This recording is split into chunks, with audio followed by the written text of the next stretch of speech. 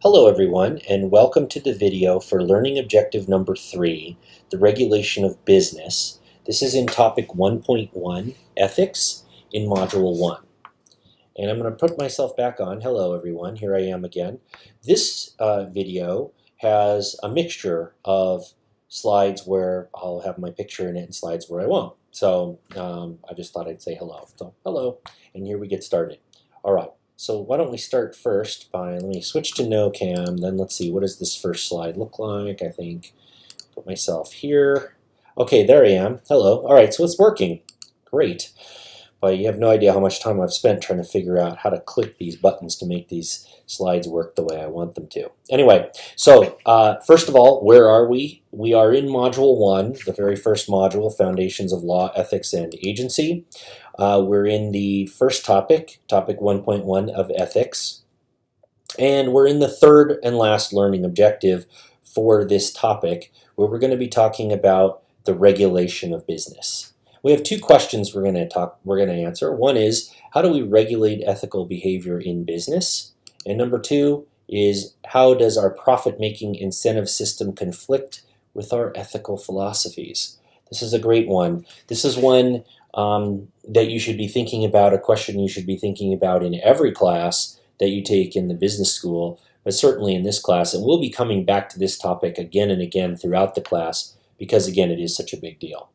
All right, so I want to make myself disappear here because the next slide, I think, doesn't need me anymore. Okay, so there's a question between right and wrong versus illegal and legal. So what do we mean by this? Okay, so is it possible for something to be right versus wrong or illegal versus illegal? What do I mean by that? Can you do something that's illegal and still have it be morally right? Sure, there are examples of this throughout history. Can you do something that's legal but still be morally wrong? Sure, that's possible as well. The three examples I have here, breach of contract, bankruptcy, and discrimination, we talk about them a little bit on the Sakai page, but just to go through them quickly, it's not illegal to breach a contract. Okay, so in fact, most contracts, most well-written contracts, assume or include language that deals with what happens when there is a breach. So a breach, in a way, is almost assumed. It's almost accounted for. And it's one of the things, when you think about risk, it's why you get paid to take risk, because it's possible sometimes that people won't pay or that they won't perform. And then you have the cost associated with dealing with that. So you might argue whether it's moral or immoral to breach a contract, but it's not illegal necessarily unless there's fraud or other examples like that. But if you have a contract, for example, to buy a certain number of pallets of product, and it turns out that you don't buy them and you breach the agreement to buy them, well, the remedy for the seller is to sue you for the money they lost, but you can't go to jail for that. Now, the same is true if you don't pay back a loan. You can borrow money, and as long as you're not committing fraud, as long as you didn't lie or fraudulently induce the lender to lend you the money, it's perfectly legal to not pay. You just will suffer whatever ramifications there are in the legal system, which usually means they can come sue you and take your house and your other assets and so forth to pay the debt. But it doesn't, you can't go to jail for it. Same thing is with bankruptcy. So in the case of bankruptcy, it's the entire bankruptcy system assumes that the debtor is not going to pay what they owe. And the system of bankruptcy is designed to allow debtors who have too much debt to walk away from their debts. So the idea that someone might not pay and that that's a legal thing to do is built into our legal system in the bankruptcy code, for example. Now, you might argue whether that's moral or immoral. Is it moral to purposefully not pay a debt that you've agreed to pay? It might be an immoral act for some people, but our statutes, our law permits it. Okay, and then the last thing is discrimination. What's interesting about discrimination is that we don't restrict all forms of discrimination, just certain kinds of discrimination. So we, as a matter of public policy, have decided that certain kinds of discrimination are illegal. Race, gender, sexual orientation, so on. There's a list of what we call protected classes. So certain kinds of people with certain characteristics are protected against illegal discrimination, while the rest are not. So as a matter of public policy, we've decided that certain people are in need of protection, but not everybody is.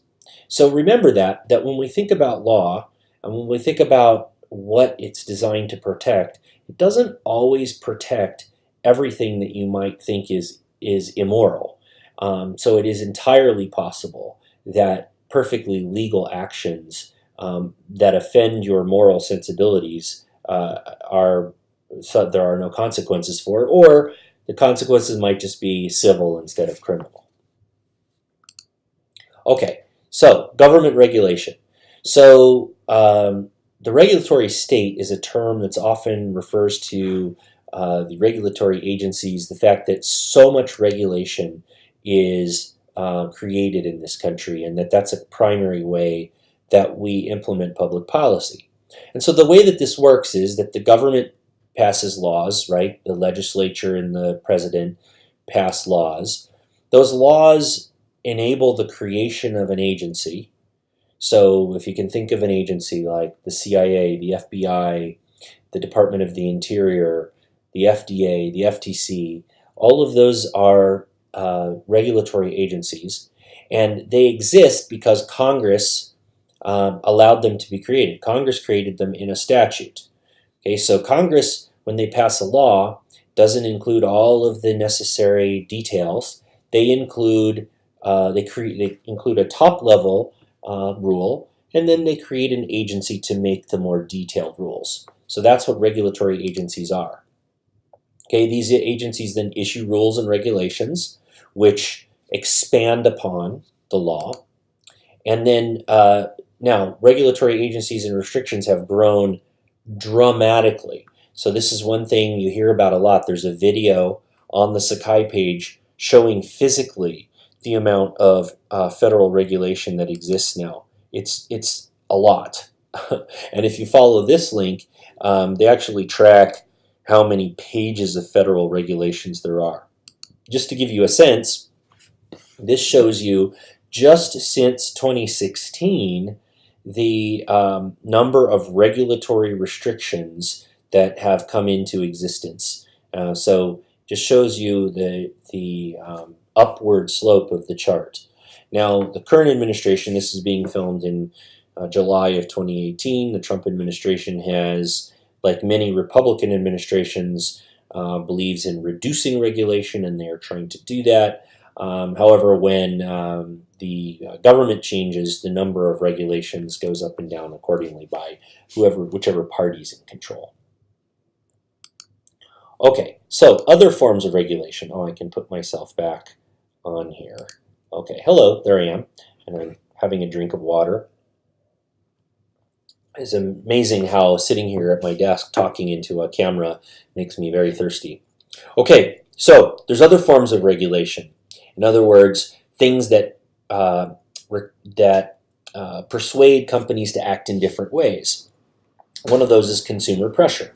And we see this from time to time where consumers or groups of consumers will get together and pressure companies or industries to act in different ways. One of those examples is the foreign sweatshop. This is something in the 90s. I worked in that industry for a while, and before there was a lot of regulation and law on this, there were people who cared about this problem and forced large companies, shamed them effectively, into changing their labor that they used in foreign countries, instead of making sure that they weren't paying people too little, working them too hard, using child labor, and so forth. Another example, a great example of this is environmental regulation. The environmental movement will often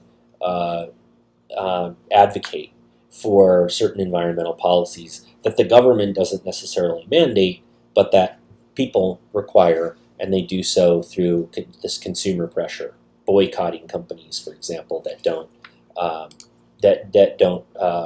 do what they want. International concerns, of course. Whenever something's happening internationally, our government doesn't necessarily control everything. Large international corporations have to comply with foreign regulation as well. Good example of this recently is the GDPR, which is privacy regulation. If you've logged into your computer recently and seen a little bubble on the bottom of your screen that says accept cookies, well, that's because the Europeans have implemented a much more strict internet privacy rule, and any company who could possibly have their website viewed in a foreign country, which is basically every website, has to comply with that, even though that's not a policy of the United States government. Okay, and then ethical and cultural concerns. Sometimes, this is a kind of an equivalent to the consumer pressure, sometimes for ethical reasons or cultural reasons, we impose rules on companies that beyond what the law requires. And that's just because this is something that that people have requested or have pursued. Okay, so let's look at some ethics scandals. And I think I'm going to have to make myself disappear for this slide. So hopefully you've had, by the time you view this video, you've had a chance to read through these ethics scandals that I posted there. They're not too lengthy, but it is important to, if you aren't familiar with these cases, to have some familiarity with them, because they do highlight some interesting examples of ethical lapses that have been that are well known. So in the upper right, you'll see Bernie Madoff, who's responsible for the largest Ponzi scheme in the history of the United States, billions of dollars that he simply stole from investors. And the Enron scandal, you see the Enron logo there to the left, at one point was Enron was one of the largest corporations in the United States, and it went from its peak of its power to bankruptcy in about 6 months. This was because their accounting was shady, and eventually people figured this out, and it turns out that they weren't making nearly as much money as they were telling everyone they were making. The picture in the parking lot with the cars there, the gentleman on the left is Scott London, who is actually somebody I used to work with, and he was arrested and jailed for tipping the gentleman there in the sunglasses off about things that were happening in certain companies that he worked as an auditor for, and he went to jail for that. And lastly is the WorldCom scandal, which was a pure accounting scandal. And for those of you who are accounting majors, you're familiar with expenses versus assets. And what they did at WorldCom was they needed to look more profitable than they were. So they took some expenses that were actually supposed to be recorded as expenses and recorded them as an investment in assets, which moved the money from the income statement to the balance sheet and made the company look more profitable. Okay, so that's just a quick summary. For a more detailed summary of those, please read the Sakai site, where I've posted some materials on each of these cases, and read through them and familiarize yourself with them, because they're important cases, and I mention them all the time in class, and they will definitely come up again. So what are some common themes? Well, some common themes here are that in many of these examples, I think it's safe to say that the perpetrators didn't embark on an intentional scam. We don't really know about Bernie Madoff because he pled guilty and hasn't spoken, so we're not exactly sure what initially led to his scandal. But there's some belief that he started off with good intentions and quickly got overwhelmed and thought he could make it up later, and never was able to, and just continued to perpetrate the fraud. That's a very common pattern in Ponzi schemes. You start off small, take a little bit of money, planning to pay it back later, can't pay it back, so you steal more, and so on. And that's a very common pattern.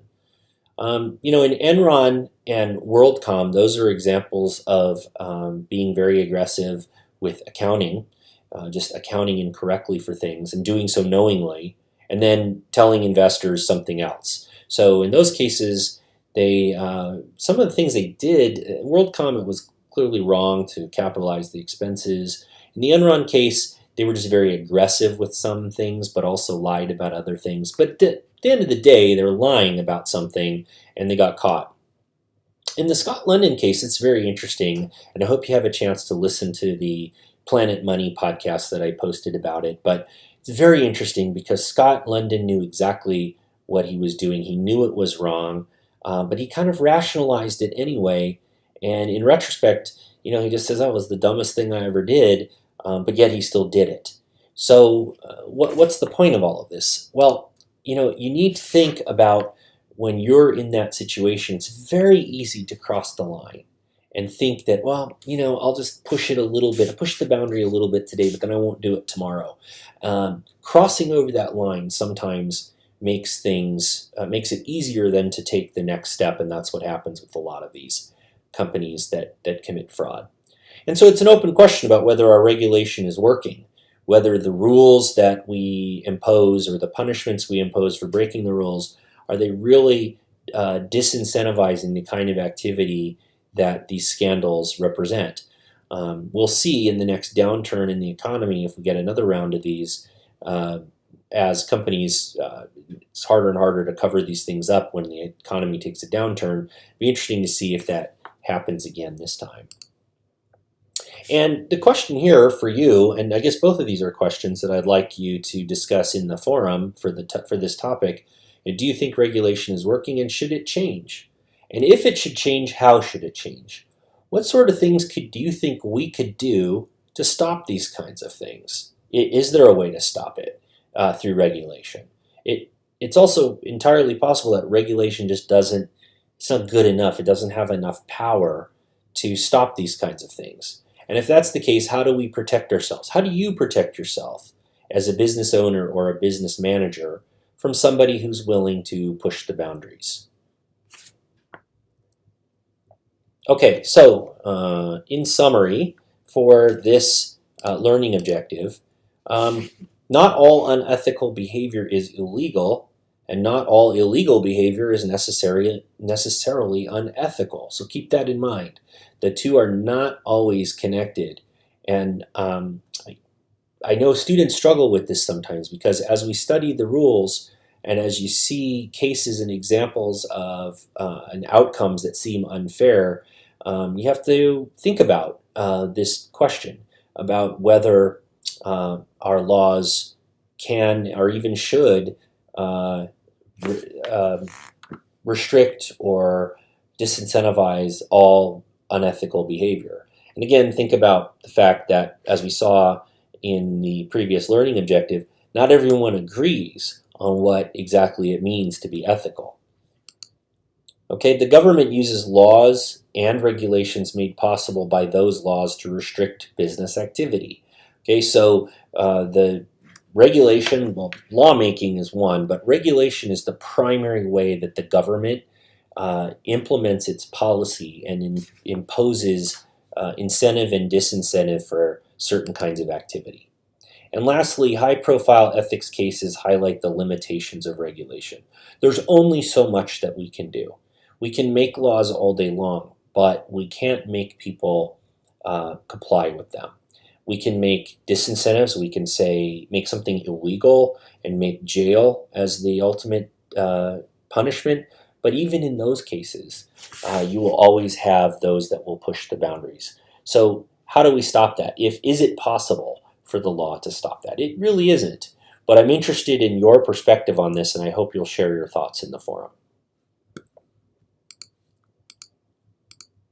Okay, next steps. Oops, I made myself disappear prematurely. All right, take the Check Your Knowledge quiz for this learning objective. Make sure also that you feel comfortable that you can answer the learning objective questions. So at the end of each learning objective, you should be able to comfortably answer the learning objective questions. And the Check Your Knowledge quiz is just there for a way for you to just make sure that you're on pace with the basic ideas of the learning objective. Then make sure this is the end of the self-study topics for this topic. So we're now done with the ethics topic, all 3 learning objectives. So Don't forget to participate in the Topic 1.1 forum. It is part of your participation grade, and I have posed a number of questions throughout the video that should be enough to get you started if you can't think of something to ask or to say. But it's really open. Whatever it is you want to talk about, I want to hear your thoughts and engage with you in the forum on this topic. It's a big part of how this blended class works. So make sure to post any questions, comments, or thoughts. And don't forget to prepare for the activity class. Now that you've gone through all of the self-study material, please make sure that you allow enough time to be prepared for the activity class. Come prepared to participate and hopefully and take your learning to the next level. Okay, I think this is where I make myself disappear. It is.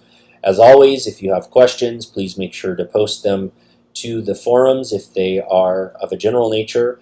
If it's something that is private, please make sure to use email or come see me in my office hours. And again, don't forget, if the office hours are not convenient, I'm always willing to connect with you by Google Hangouts or Skype or whatever else works for you.